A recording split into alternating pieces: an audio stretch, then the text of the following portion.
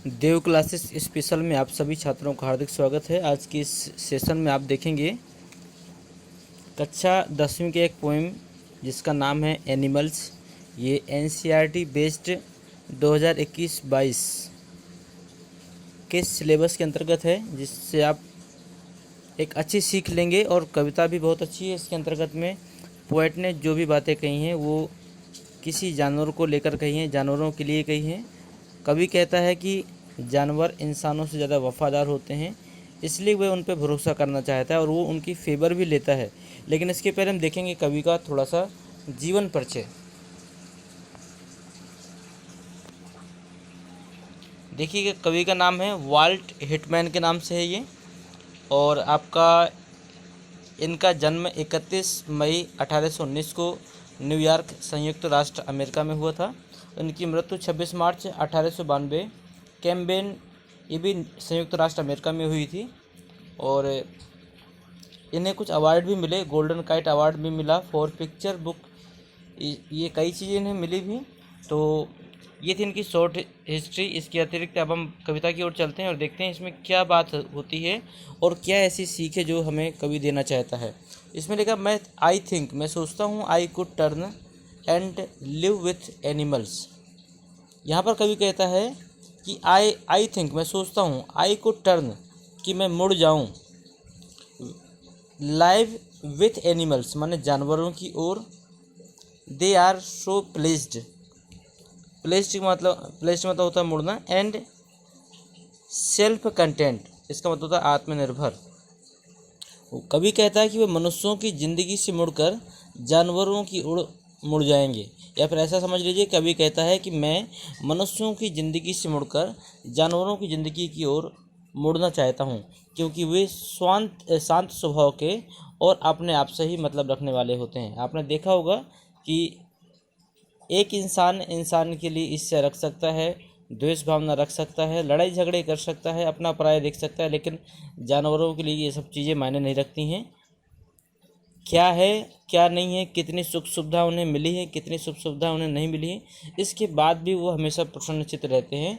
इसलिए कवि कहता है कि मुझे लगता है कि मैं मनुष्यों के जीवन से लेकर मनुष्यों की ज़िंदगी से मुड़कर जानवरों की ओर मुड़ जाऊँ। और आगे देखिए, I stand and look at them long and long. Long and long का मतलब होता है यहाँ पर लंबे समय तक। तो वो क्या कहते हैं कि वे एक ही जगह पर खड़े होकर जानवरों को काफ़ी समय तक देखते रहेंगे, वे वहाँ से हटेंगे नहीं। आई स्टैंड मतलब मैं खड़ा हो जाऊँ, एंड लुक माने देखूँ, एट देम माने उनको, लॉन्ग एंड लॉन्ग माने लंबे समय तक। वो कहते हैं कि मुझे लगता है कि मैं एक ही जगह पर खड़ा होकर जानवरों को लंबे समय तक देखूं और मैं वहां से हटूं नहीं। कवि ने 6 कारण दिए हैं, ध्यान दीजिएगा। कवि ने ऐसे 6 रीजन दिए हैं जो बहुत ही महत्वपूर्ण हैं जीवन में। उन्होंने कहा कि जो 6 रीजन हैं ये मनुष्यों से हट चुके हैं, जो कि जानवरों में पाए जाते हैं, और उनका रहन सहन मनुष्यों से कहीं ज़्यादा बेहतर है। कैसे बेहतर हो गया है उसको हम देखेंगे। वो कहता, दे do not sweet and whine about their condition. इसका मतलब है कि जो जानवर होते हैं वो अपने जीवन की शिकायत कभी किसी से नहीं करते हैं।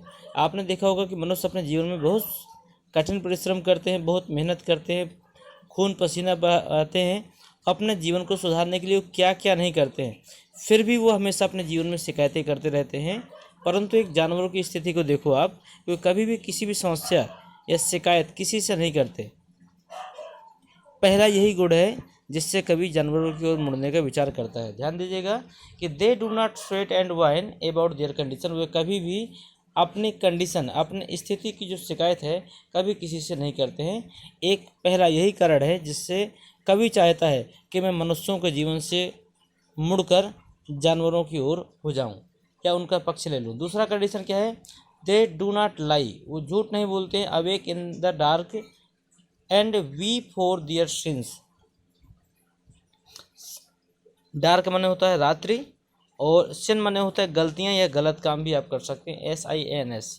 इसका मतलब होता है मनुष्य अपनी गलतियों में गलत काम, या फिर ऐसा कह सकते हैं मनुष्य अपने जीवन में गलत काम करने के बाद में रातों रात जाकर रोते हैं।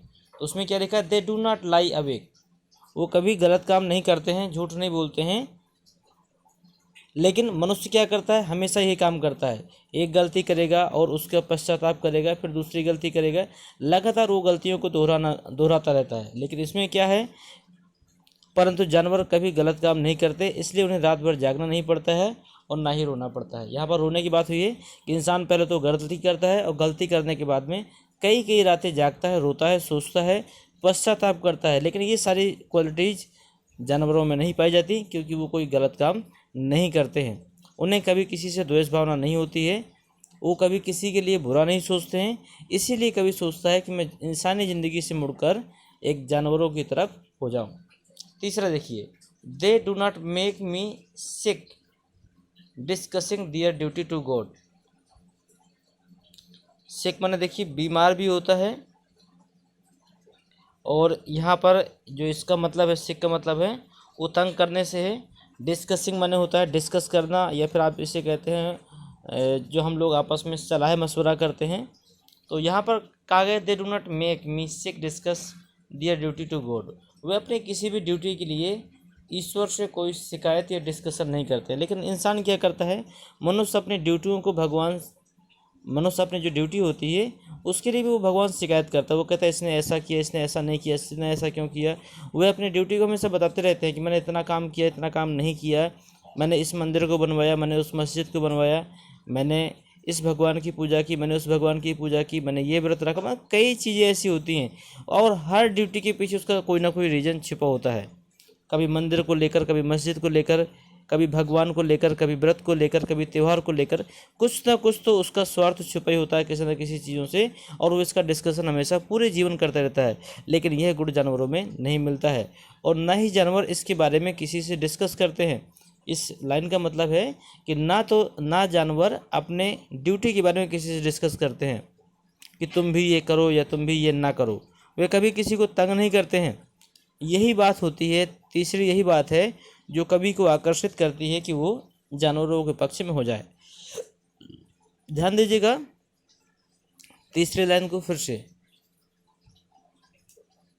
दे do not make me sick discussing their duty to God. जो जानवर होते हैं वो कभी भी किसी भी पक्ष को या कभी भी डिस्कशन को किसी के साथ नहीं करते, वे अपने द्वारा किसी को तंग भी नहीं करते हैं। और यही सबसे बड़ा गुण होता है जो कवि अपने आप को जानवरों की तरफ आकर्षित करना चाहता है।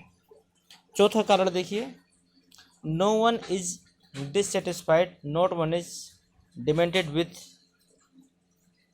The mania of owning things. ये डिमेंटेड विथ, ये आपका एक मानसिक बीमारी है। मैनिया माने सनक कह सकते हैं, और ओइंग थिंग्स माने होता है, वो माने ओइंग थिंग्स माने सामान खरीदने का।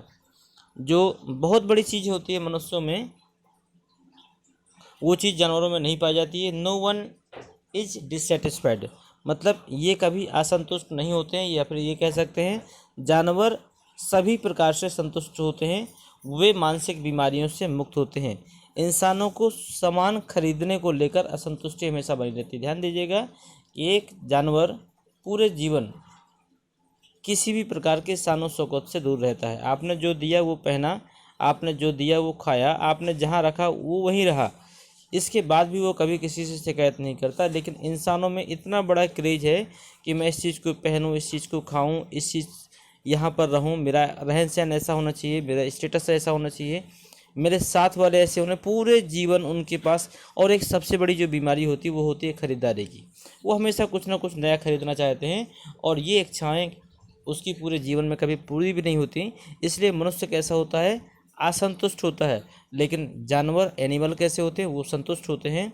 ये चौथी क्वालिटी है जो कि कवि को आकर्षित करती है कि वो इंसानी ज़िंदगी से या इंसानों की ओर से आकर्षित होकर जानवरों की ओर पहुंच जाए।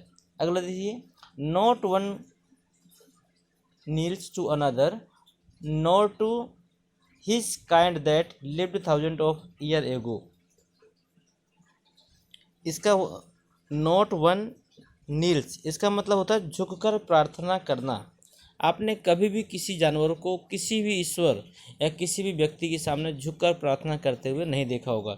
ये गुण केवल मनुष्यों में पाया जाता है। ध्यान दीजिएगा, जानवरों की इतनी बड़ी प्रजाति है इतनी छोटी प्रजाति भी है, लेकिन वे कभी किसी के सामने झुककर प्रार्थना नहीं करते हैं। लेकिन इंसान हमेशा अपने स्वार्थ के लिए या फिर श्रद्धा के नाम पे किसी न किसी के सामने हमेशा झुकता रहता है, और जब भी झुकता है तब भी वो उससे कुछ मांगता है, उससे प्रे करता है।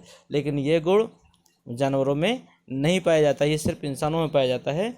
ये बहुत बड़ी क्वालिटी है जो कवि को आकर्षित करती है कि वो इंसानी जीवन से उठ के जानवरों की तरफ शिफ्ट हो जाए। अगला है नो वन इज रिस्पेक्टेबल और unhappy over the whole earth. Respectable का मतलब सम्मानीय, मतलब कहा गया कि जानवरों में से कोई भी अधिक सम्मानी नहीं है और ना ही कोई कम सम्मानी है, और अनहैप्पी, और ना ही ये असंतुष्ट या अप्रसन्न होते हैं ओवर द होल अर्थ। पूरी पृथ्वी में जानवरों में ना कोई बड़ा है ना कोई छोटा है, सभी एक दूसरे से समान हैं। और पूरी पृथ्वी में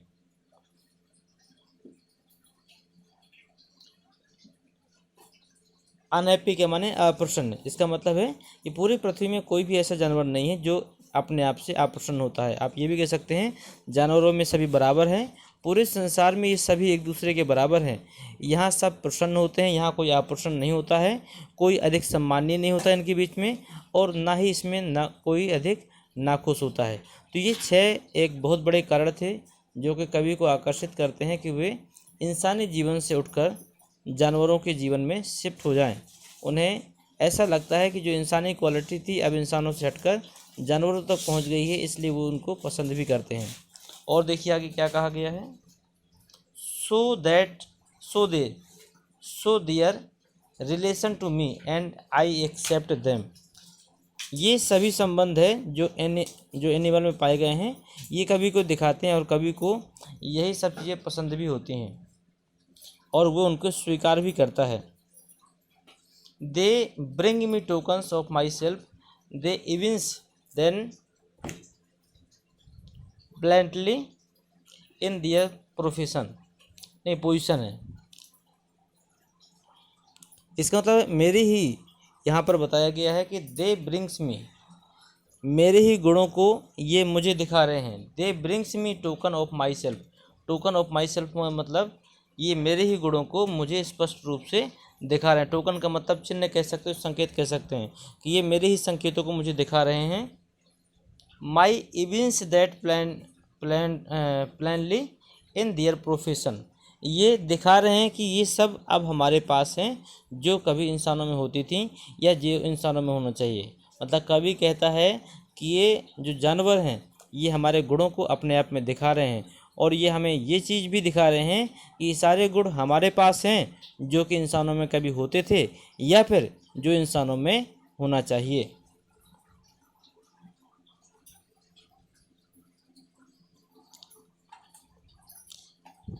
इसके बाद में बहुत खास चीज़ कवि सोचता है कि कहाँ से इन्हें ये क्वालिटी मिल गया जो इंसानों के पास होता था। कवि सोचता है कि जो इंसानी गुण थे, जो इंसानी जो भावनाएं थी और जो भी एक बुद्धि विवेक इंसानों को दिया गया था, वो कहाँ से इंसानों से उठकर जानवरों में शिफ्ट हो गए, ये चीज़ सोचता है। अगले दिन देखिए, I wonder where they get those tokens.